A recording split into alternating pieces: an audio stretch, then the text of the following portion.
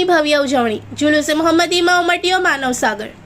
કરજણ તાલુકાના વલણ ગામ સહિત પંથકમાં મુસ્લિમ સમાજ દ્વારા ઈદે મિલાદુન નબી પર્વની ભવ્ય ઉજવણી કરવામાં આવી હતી. ઈદે મિલાદ નિમિત્તે વલણની સુન્ની મસ્જિદ, જુમ્મા મસ્જિદ, રઝા મસ્જિદ સહિત વિવિધ મસ્જિદો અને દરગાહોમાં ધાર્મિક કાર્યક્રમો યોજાયા હતા. આ પ્રસંગે મસ્જિદના ઇમામ મૌલાના હસન સાહેબ દ્વારા સમાજ, ઉમ્મતે મોહમ્મદિયા તેમજ ભારત દેશની ઉન્નતિ અને સૌની કામયાબી માટે ખાસ દુઆ કરવામાં આવી હતી. હાફિઝ સાહેબ દ્વારા નબી પાકની શાનમાં કસીદા તેમજ સલાતો સલામ રજૂ કરવામાં આવ્યા હતા. બપોરે 2 વાગ્યે અંજુમને મોઇનુલ ઇસ્લામ કમિટીના નેજા હેઠળ વલણ બજાર ખાતેથી વિશાળ જુલુસે મોહમ્મદીનું પ્રસ્થાન થયું હતું. સલાતો સલામના પઠન સાથે નીકળેલા જુલુસમાં મોટી સંખ્યામાં મુસ્લિમ સમાજના બિરાદરો જોડાયા હતા.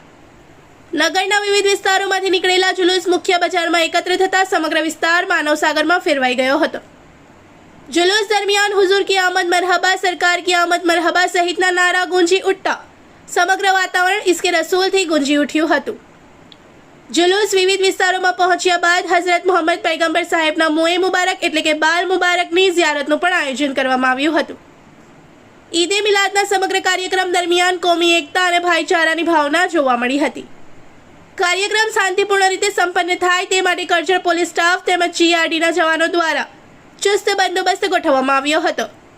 અંતે ઇમામ મૌલાના હસન સાહેબ દ્વારા દુઆ કરવામાં આવતા કાર્યક્રમનું સમાપન થયું હતું. વલણમાં નિયાઝ શરીફનું આયોજન. ઈદે મિલાદ નિમિત્તે અસરની નમાઝ બાદ દુઆ સાથે નિયાઝ શરીફના કાર્યક્રમનું પણ આયોજન કરવામાં આવ્યું હતું. દર વર્ષની પરંપરા મુજબ ટુંડુન ફેમિલી દ્વારા બહારથી આવેલા મહેમાનો સહિત સમગ્ર ગામ માટે નિયાઝ શરીફનું આયોજન કરવામાં આવ્યું હતું.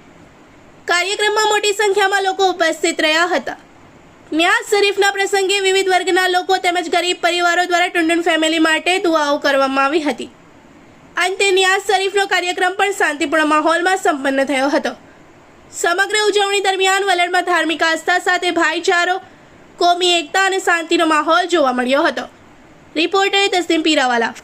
इस वीडियो को लाइक करें, हमारे चैनल को सब्सक्राइब कर बेल आइकन जरूर प्रेस करें हमारी न्यू वीडियो सबसे पहले देखने के लिए.